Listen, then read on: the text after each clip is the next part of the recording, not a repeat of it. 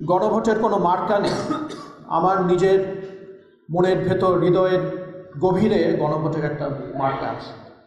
সেই মার্কা হচ্ছে লাল, আমাদের সন্তানদের রক্তের চিহ্ন। কাজেই আমাদের ওই হাঁ ভোট মানে সেই সন্তানদের রক্তের ঋণ শোধ করা।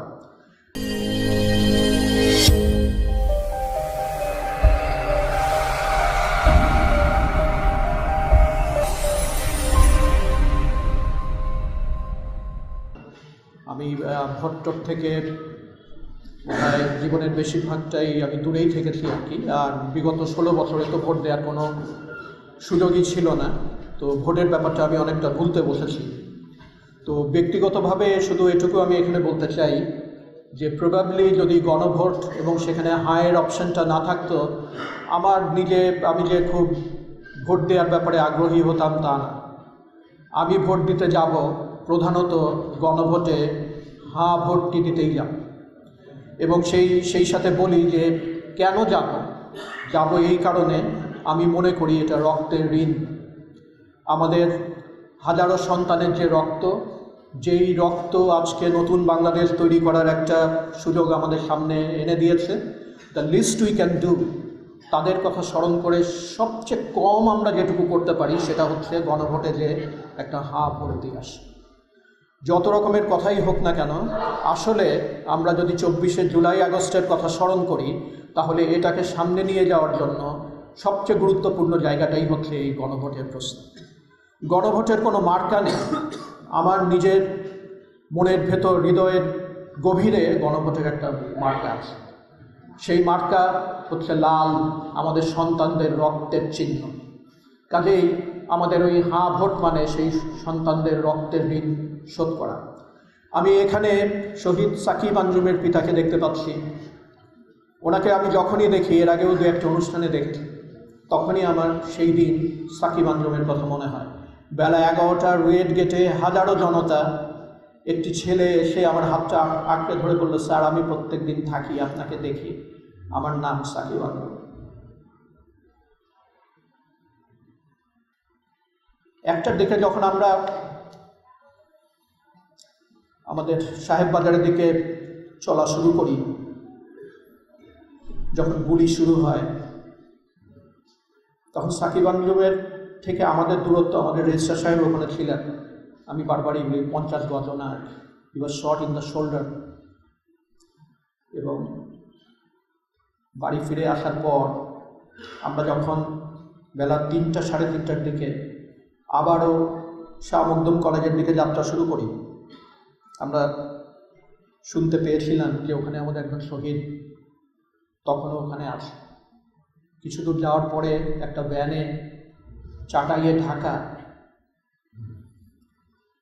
চাটাই সরিয়ে যখন ছেলেটার মুখ দেখলাম, 11টার সময় যে ছেলেটির সাথে আমি হাত মিলেছি, আমি তার পিতাকে দেখলে হাতে সে স্পর্শ এখন অনুভব করি। সারা জীবন উইল ক্যারি দিস, এবং সারা জীবনের জন্যই আমাদের অঙ্গীকার যে এই রক্তকে আমরা বৃথা যেতে দিতে পারি না। বাংলাদেশের ভবিষ্যৎ নিয়ে আমি অত্যন্ত আশাবাদী এবং একই সাথে আমি শঙ্কিত। একই সাথে কী করে আশাবাদী এবং শঙ্কিত হওয়া যায় সেটার একটু ব্যাখ্যা দেব। প্রায় ইদানিং 12 তারিখের ভোট নিয়ে আমি চারিদিকে প্রবল উত্তেজনা দেখতে পাই। সকাল থেকে সন্ধ্যা গভীর রাত পর্যন্ত, স্যার এটা করা দরকার, এটা করা দরকার, এটা করা দরকার। আপনি চলে যাওয়ার পরে আর এক ধরনের প্রেক্ষাপট তৈরি হবে, এবং এগুলো যদি আমরা একটু না করতে পারি তাহলে আবারও আমরা আগের বৃত্তে ঢুকে যাওয়ার সম্ভাবনা তৈরি হয়েছে। আসলে প্রচুর আলামত আছে যে এই রাষ্ট্র, কিছু কিছু মানুষ আবারও এটাকে আগের জায়গায় ফিরিয়ে নিয়ে যাওয়ার চেষ্টা করবে। আলামত যে আছে এতে কোনো সন্দেহ, প্রবলভাবে আলামত আছে। আশঙ্কার জায়গা হচ্ছে এই, এবং আশাবাদ জ্ঞাপন করার কারণ হচ্ছে এই যে আমরা ভুলে যাই খুব সহজে যে বাংলাদেশের একটা ইরিভার্সেবল চেঞ্জ হয়ে গেছে। প্রবল চেষ্টা থাকতে পারে যে আগের তরিকায় রাষ্ট্র পরিচালনা করার, কিন্তু আমি লিখে দিতে পারি সেই প্রচেষ্টা ব্যর্থ হবে। আগের মতো করে, আগের পথ অবলম্বন করে এই রাষ্ট্র আর কেউ চালাতে পারবে না। কেন পারবে না? তরুণ সমাজ এবং বাংলাদেশের আপামর মানুষের সবচেয়ে বড় যে দুর্বলতাটা ছিল সেই দুর্বলতাটা ভেঙে গেছে। এরা আর ভয় পায় না। যারা ভয় পায় না তাদেরকে এই আতঙ্কজনক পরিস্থিতি সৃষ্টি করে দেশ শাসন করবেন, এটা একটা দুঃস্বপ্ন ছাড়া আর কিছু না। এই দুঃস্বপ্ন যারা রাজনীতি করছে, যে দলেরই হোক না কেন, এই দুঃস্বপ্ন যদি তাদের ভেতরে থাকে, এই দুঃস্বপ্ন তাদের ত্যাগ করতে হবে। Either the easy way or the hard way. আশঙ্কার জায়গাটা হচ্ছে হয়তো মানুষ খুব কমই শেখে, এবং আমি বারবার বলেছি 24শে জুলাই আগস্টের পরে সবচেয়ে বড় যে পরিবর্তন, প্রেক্ষাপট পাল্টে গেছে। সবচেয়ে বড় পরিবর্তন প্রয়োজন মগজে। এই মগজের পরিবর্তনে কিন্তু আমরা অনেক পিছিয়ে আছি। এই মগজে সেই পরিবর্তনটা যেভাবে আসা উচিত ছিল সেভাবে আসেনি। মগজে পরিবর্তন আসতেই হবে, হয় ধাক্কা খেয়ে অথবা ধাক্কা না খেয়ে। এটা আমাদেরকেই ঠিক করতে হবে যে আমরা ধাক্কা খেয়ে পরিবর্তিত হব, আবার রক্তের বিনিময়। কিন্তু পরিস্থিতি কিন্তু আগের চেয়েও কঠিন হয়ে যাবে যারা এই দেশটিকে নিয়ে খেলেছেন অথবা ভবিষ্যতে খেলতে চান তাদের জন্য। কাজেই এগুলো মনে রাখলে কল্যাণ তাদের। আমি অল্প দু একটা কথা বলে শেষ করব। সেটা হচ্ছে যে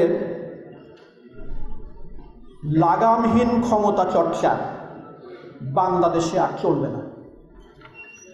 এই কথাটি খুব ভালো করে মগজে গেঁথে নিতে হবে। 12ই ফেব্রুয়ারি কোনো না কোনো দল জিতবে, কোনো না কোনো দল হারবে। আমরা আমাদের স্বাভাবিক বুদ্ধি বিবেকে বুঝতে পারি না কি করে না ভোট জয়যুক্ত হবে। I can say absolutely no reason.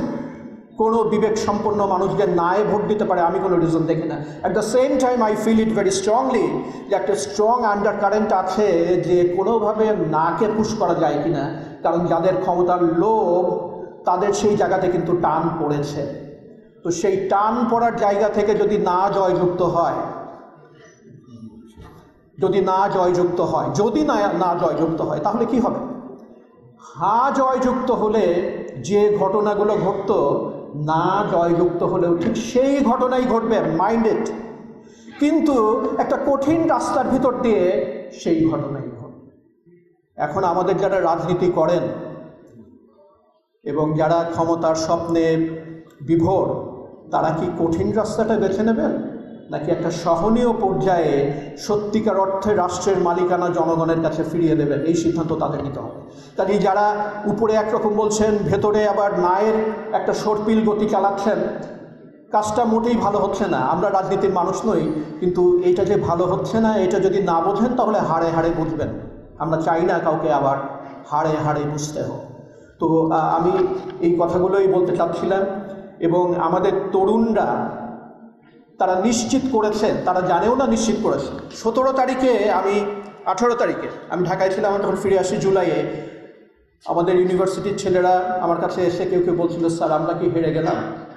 আমার খুব মনে পড়ে, আমি পরিষ্কার করে বলেন, তোমরা জানো না তোমরা অলরেডি জিতে গেছো। কেন কথাটা বলেছিলাম? কারণ 18-19 তারিখে যে ঘটনাগুলো ঘটেছে এবং তারপরে যে ঘটনাটা ঘটেছে, শেখ হাসিনা বিদায় নেবে কি নেবে না সেটা অন্য কথা। শেখ হাসিনাকে এই দেশের মানুষ আর ভয় পায় না। শেখ হাসিনার একমাত্র অস্ত্র ছিল ভীতি এবং ইন্টিমিডেশন। That is gone. সে আর আগের মতো করে থাকলেও দেশ চালাইতে পারবে না। So we have already one.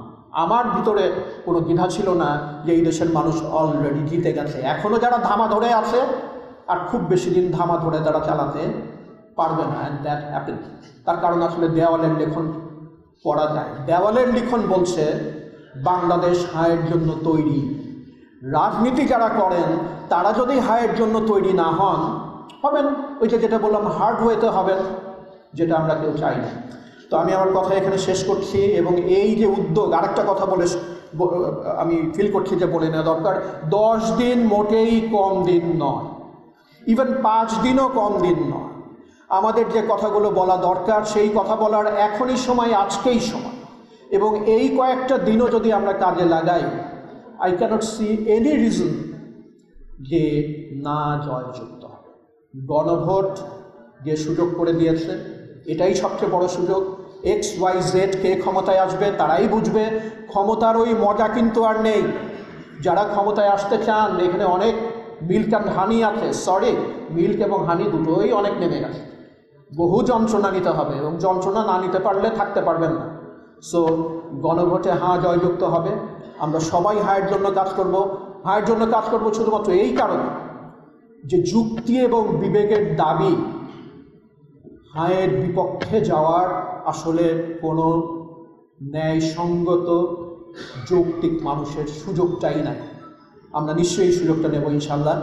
আমি এই আয়োজনের জন্য ইউজিসি এবং আমাদের প্রফেসর আলী রিয়াজ এসছেন, অক্লান্ত পরিশ্রম করেছেন শুধু মানুষ এবং এই রাষ্ট্রের জন্য। তাদের প্রতি আমাদের অশেষ কৃতজ্ঞতা। এই অনুষ্ঠান আয়োজন করতে যে আমি ছিলাম না, আমাদের রেজিস্ট্রার সাহেব এবং প্রো ভাইস চ্যান্সেলর সাহেব অনেক পরিশ্রম করেছেন, তাদেরকেও ধন্যবাদ। আপনারা যারা উপস্থিত হয়েছেন সবাইকে ধন্যবাদ এবং অভিনন্দন। আসসালামু আলাইকুম।